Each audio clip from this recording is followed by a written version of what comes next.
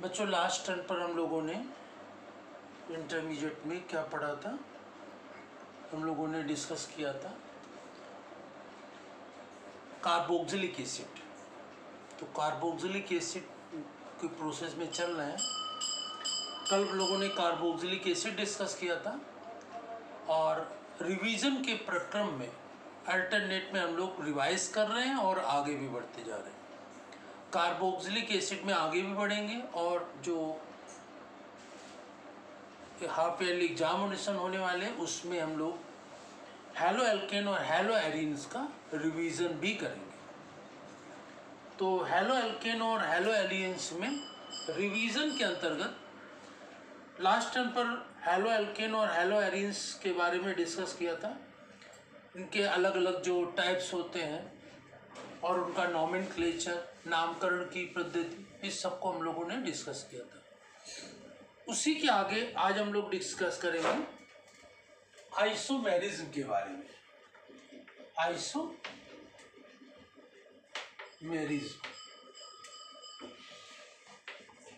या समावयवता।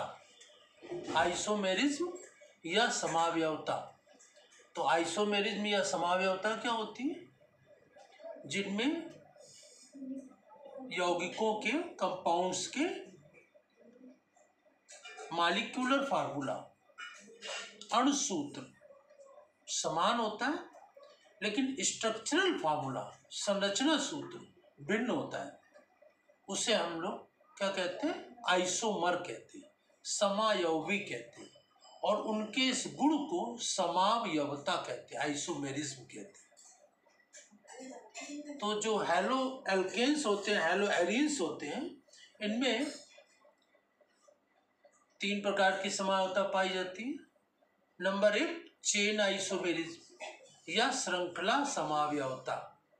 Chain isomerism या श्रृंखला समावयवता। नंबर 1 चेन आइसोमेरिज्म या श्रृंखला समावयवता क्या होती है? अब श्रृंखला समावयवता में, चेन आइसोमेरिज्म में क्या होता है?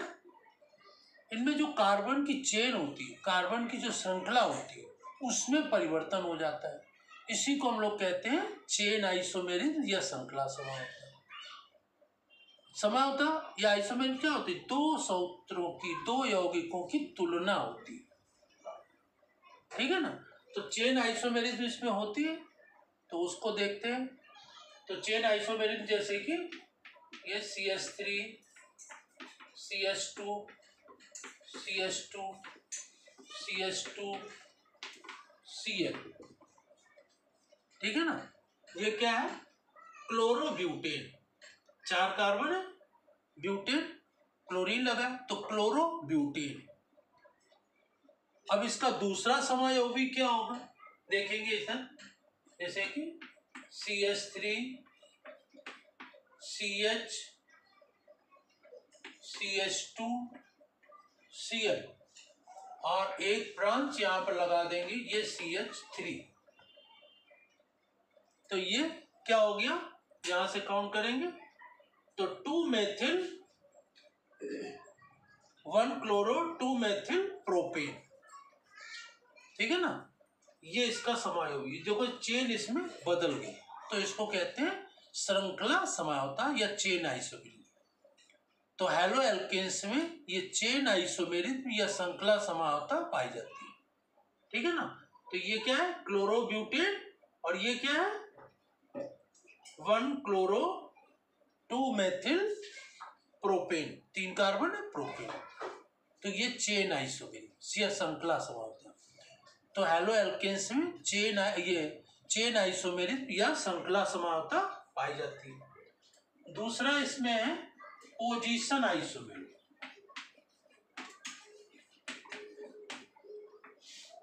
पोजीशन आइसोमेरिज्म या स्थान समावयवता।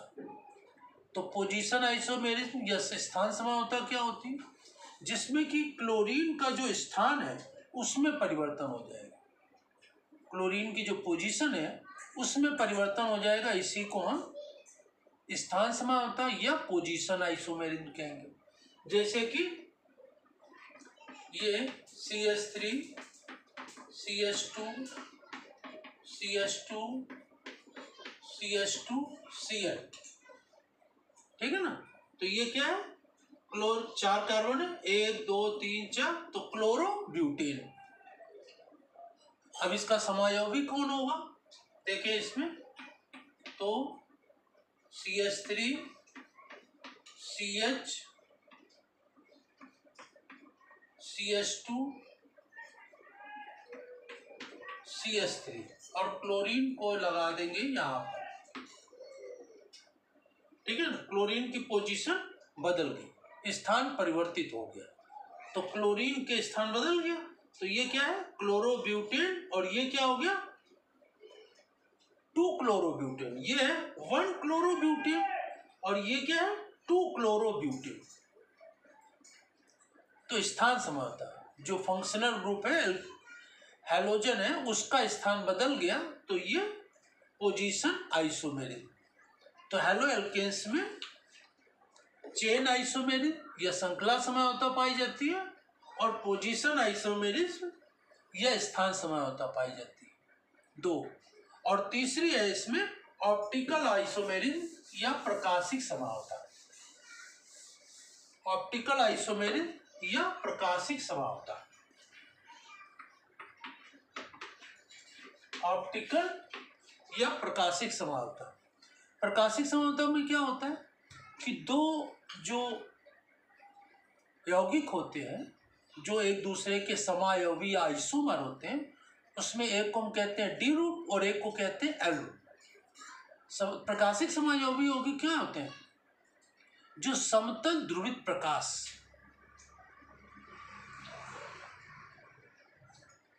को बाईं ओर या दाईं ओर मोड़ देते हैं, ठीक है ना।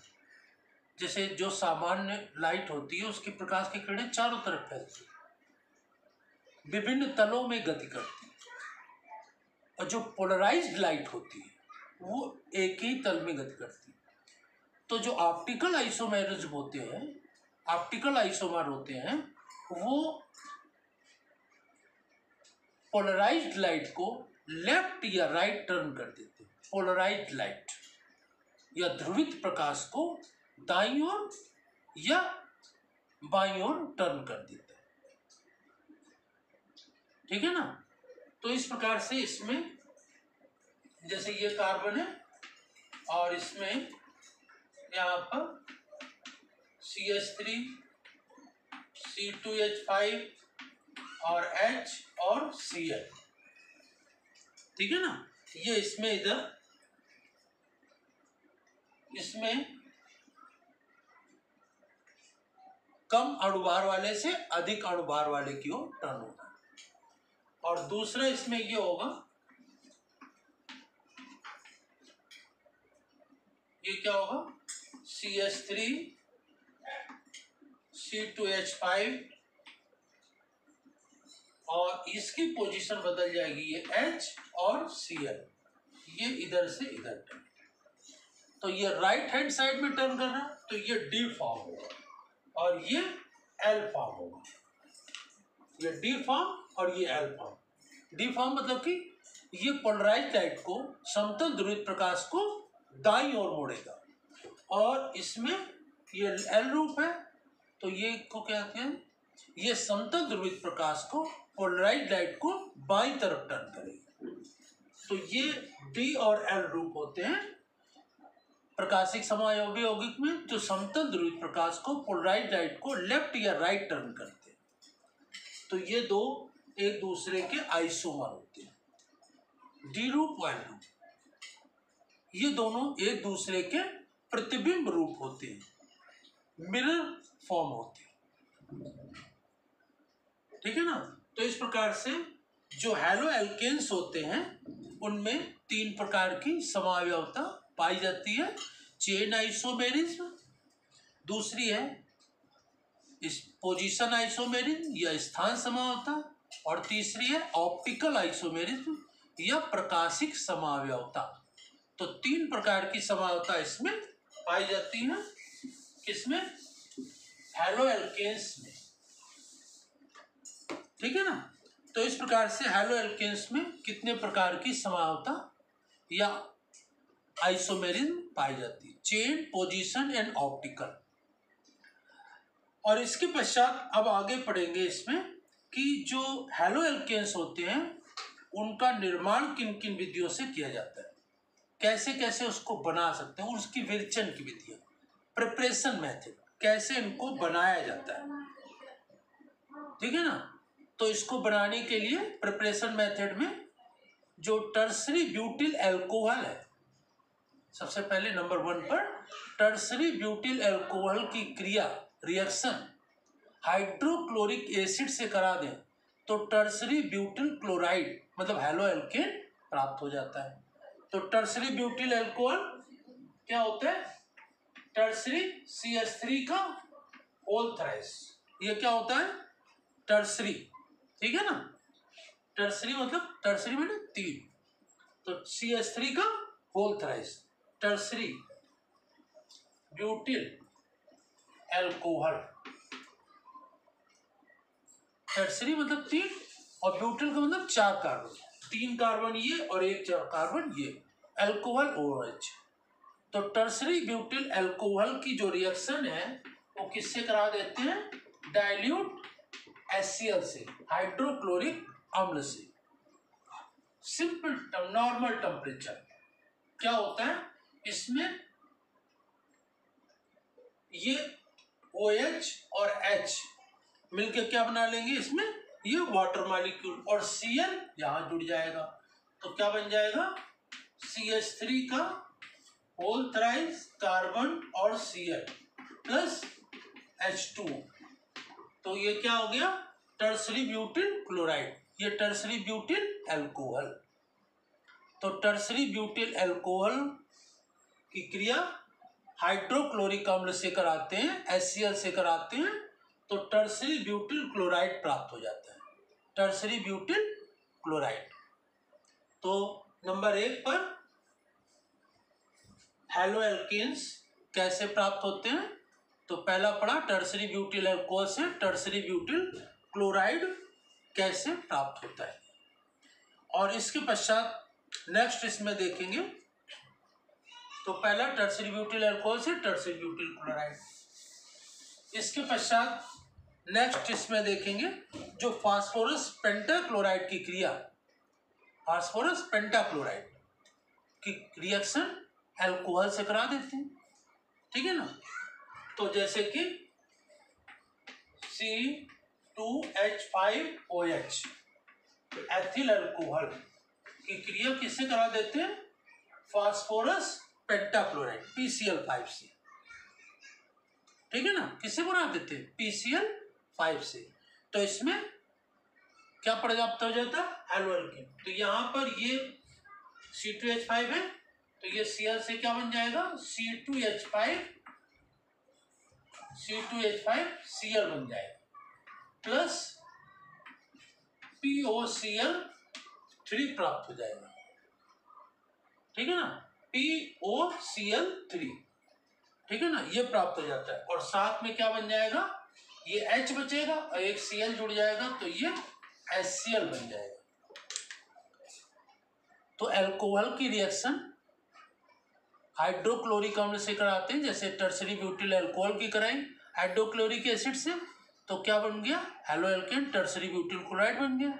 उसी तरह से यहाँ पर methyl alcohol, ethyl alcohol, propyl alcohol, किसी अल्कोहल की रिएक्शन फास्फोरस पेंटाक्लोराइड से या फास्फोरस ट्राइक्लोराइड PCl3 से कराएंगे तो उसमें भी क्या प्राप्त हो जाएगा, हैलो एल्केन्स प्राप्त हो जाएगा। अब ये यहाँ हैलो एल्केन, जो भी एल्किल होगा वही एल्किल रख देंगे, अगर CH3 है तो CH3 रख देंगे, C2H5 है तो C2H5 रख देंगे। तो इस प्रकार से ये अल्कोहलों की रिएक्शन हाइड्रोक्लोरिक एसिड से, फास्फोरस पेंटाक्लोराइड से, ठीक है, या हाइड्रोजन आयोडाइड से करा देंगे, HCl से करा दिया या हाइड्रोजन आयोडाइड से करा दीजिए तो हैलो एल्केन्स प्राप्त हो जाते हैं। तो इस प्रकार से इससे भी हैलो एल्केन्स प्राप्त होते हैं, ठीक है ना। इसी प्रकार से थायोनील क्लोराइड SOCl2 से करा दें, SOCl2 से है, ये डॉर्जन रिएक्शन इसको कहते हैं, डॉर्जन रिएक्शन, DARZEN, डॉर्जन रिएक्शन। इसमें थायोनिल क्लोराइड SOCl2 से करा देते हैं, तो इसमें क्या प्राप्त हो जाएगा, C2H5Cl, इसमें भी अल्कोहल प्राप्त हो जाएगा। साथ में क्या निकलेगा, यहाँ पर SO2 है, ये SO है, तो यहाँ पर क्या प्राप्त हो जाएगा, सल्फर डाइऑक्साइड, SO है ना, तो यहाँ पर सल्फर डाइऑक्साइड प्राप्त हो जाएगा, और ये H हटेगा तो ये HCl प्राप्त हो जाएगा। तो इस प्रकार से डॉर्जन रिएक्शन में है, डॉर्जन रिएक्शन, डॉर्जन प्रोसेस, इसमें अल्कोहलों की रिएक्शन SOCl2 से कराते हैं तो हेलो एल्केन प्राप्त हो जाता है, सल्फर डाइऑक्साइड और HCl प्राप्त होती है। तो इस प्रकार से अल्कोहलों की रिएक्शन HCl से, हाइड्रोजन आयोडाइड से, हैलोजनियम HCl, अल्कोहलों की रिएक्शन HCl, HBr, HI किसी से भी करा देंगे तो हेलो एल्केन्स प्राप्त होंगे। इसके अलावा हेलो अल्कोहलों की रिएक्शन फास्फोरस पेंटाक्लोराइड से करा देंगे, PCl5 से, PCl3 से या SOCl2 से करा देंगे तो यहाँ पर क्या प्राप्त हो जाएंगे, हेलो एल्केन्स प्राप्त होंगे। तो इस प्रकार से हेलो एल्केन किन किन विधियों द्वारा प्राप्त होते हैं वो हम लोगों ने डिस्कस किया। इसके पश्चात नेक्स्ट टर्न पर आगे पढ़ेंगे कि हेलो एल्केन्स और किन किन विधियों द्वारा हम लोग प्राप्त कर सकते हैं। धन्यवाद।